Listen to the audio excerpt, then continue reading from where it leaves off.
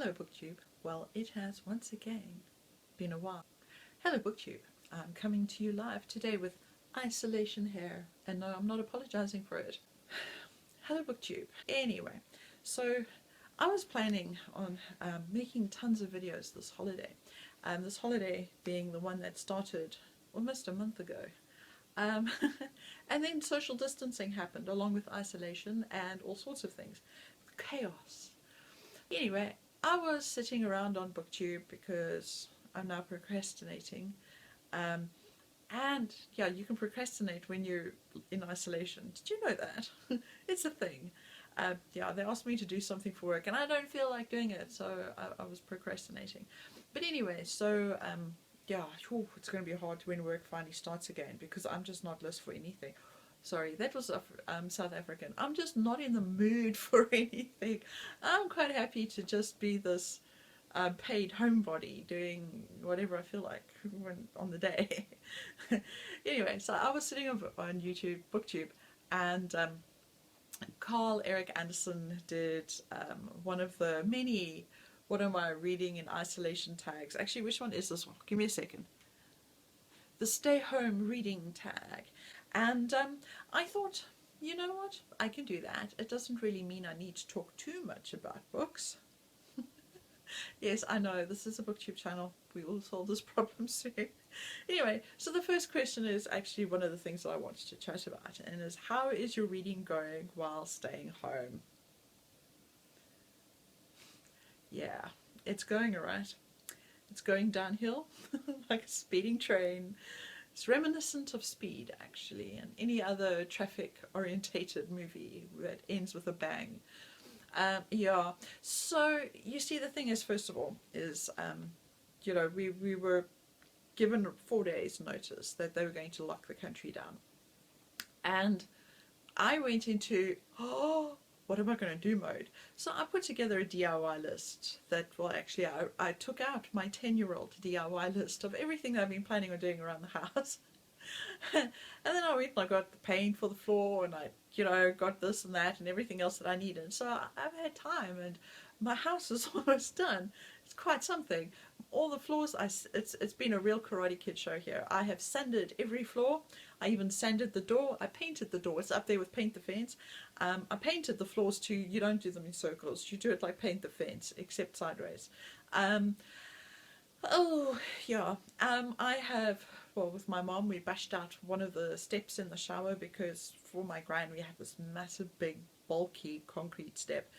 But we don't need it, so it was a bit of a hazard to try and walk past as well. So we bashed that thing out with an angle grinder, a hammer, and things. Anything that could improvise.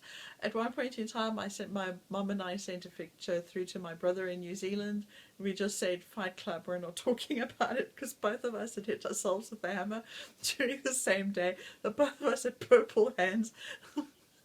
But anyway, so we did that. I've gone and cleared the back corner. I've painted all the outdoor furniture that was originally terracotta and faded back to being terracotta. It's now looking a little bit brightly orange, but this is Africa, it will fade.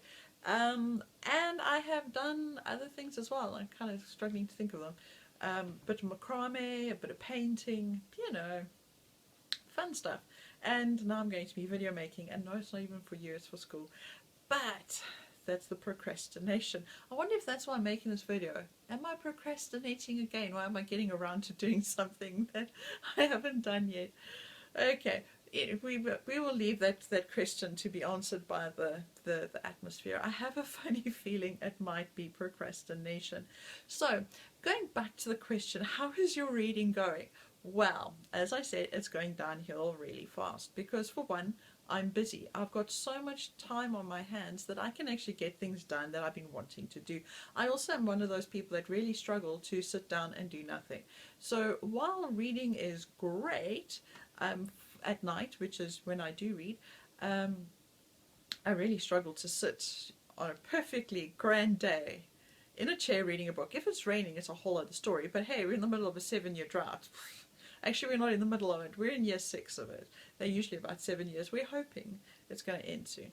But anyway, so, I haven't really been reading much. And then it's also, you know, it's Mom and I here, and it's horribly antisocial to, you know, sit with your nose in a book when somebody's sitting there looking at you and staring at the walls. You know, they can't talk because, you know, your nose is in the book. So it's just, yeah, okay, you get the idea. Reading's going nowhere, but at least there's reasons for it, and I have been super productive. Really super productive. I just got the kitchen left to do, and then it's done. Anyway, next question. Where have you been reading at home? Well, I always read in bed. Yeah, I always read in bed. I get into bed at night. Sometimes I'll sit in the lounge and read, and so far there's only been one day of that, and that was the day after I'd bashed my hand in with the hammer, and I had also, I think, pulled every muscle that I owned because, wow, I didn't know you had muscles in some of those places. And I decided I was going to take the day off. Actually, it was more like I'd take the afternoon off. I tried in the morning, and then I sat in the chair in the lounge and I read. Yeah. Um, Best book you've read during isolation? Well, it's not finished yet, but I am working on Captain Corelli's Mandolin. I keep wanting to say Mandarin, and that's a whole other story. But I'm really enjoying this. It's very humorous when it's humorous, and when it's not, and they're going into details about the war, then it is quite disturbing, graphic, gross, all the things you want in a good war novel.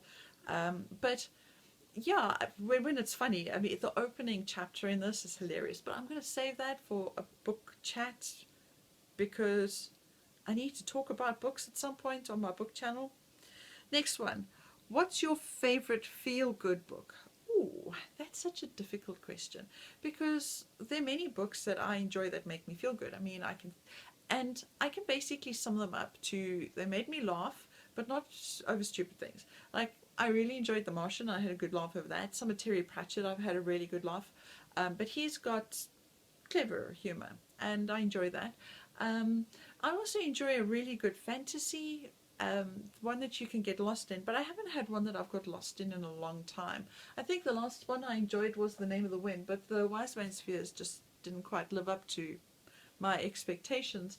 And oh, Brandon Sanderson I've been enjoying as well. But yeah, so I suppose what I would go to as a general, you know, guilty pleasure, I need something that's guaranteed to usually make me feel good, and that would be a crime novel, ironically. Moving on. Book you wish you could buy or borrow from the library? I don't. I have my wish list, but I currently have my TBR pile. I'm happy. I'm very happy. I mean, there's loads of books that I really would like to get my hands on. Ducks Newburyport for one. Girl, Woman, Other. What was it? That one, the Man Booker with Margaret Atwood. Well, I'd like to read that one too. You get the idea. I'd like to read stuff, but I've got a lot to keep me going. And an author you would want to shout out during this time. And you know what? I think I'm going to go with Sir Terry Pratchett here. And that is, one, a cop-out, probably, because I don't have to overthink this. Because Terry Pratchett, one way or another, is going to make you feel good. He will let you laugh at the world and the insanity that it has. And he will make you see the light side of it. And he will point out the absurd and the bizarre. And you can enjoy it. It's also well written, great setting, and I don't know why I'm saying all of this because I'm pretty sure every single one of you have read at least one Terry Pratchett. And if you haven't, I would start off with my favourite, which is the City Watch trilogy, well, the City Watch series. I don't know why I said trilogy. It starts off with Guards, and then it goes to Men at Arms, Feet of Clay, Jingo, and after that I can't remember. But that's where I would start if I were you, because, you know, crime novel. Terry Pratchett. Discworld. Anyway, that's it for me. I hope to be back very soon because I've got quite a few books I need to talk about. I did a bit of a book haul, which is probably why I'm not saying that there's a book that I need because I have it. but I'll let you work out which one that was. And yeah, bye for now.